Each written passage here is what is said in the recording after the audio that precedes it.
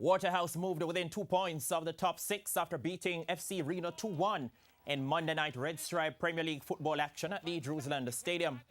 Tremaine Stewart gave Waterhouse a lead in the 17th minute, but the talismanic Craig Foster equalized for Reno in the 44th minute.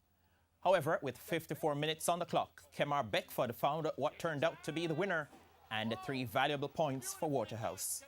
Beckford finally gets one with a fancy.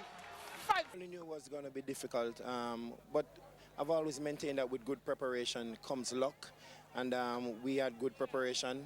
The players, their confidence is up, they are believing, and we knew that we would have had a good game, a very fast transitional game. I have a lot of respect for Graham and Downswell. They have been doing good work, and we knew that it would be difficult for us. We just need to consolidate our position. We didn't need to give away a soft goal like that, and that's one of the problems that is plaguing this team. We keep playing well, and we're giving up soft goals. But all in all, I think it's work in progress. I think we did well today. I think we didn't play badly. I think we need to up the tempo some more, and we need to stop turning over the ball, especially in the middle of the park. But I think I'm not happy, but I'm kind of satisfied with how we play.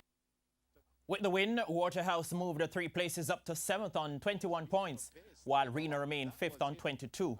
The competition continues on Thursday with 6 games.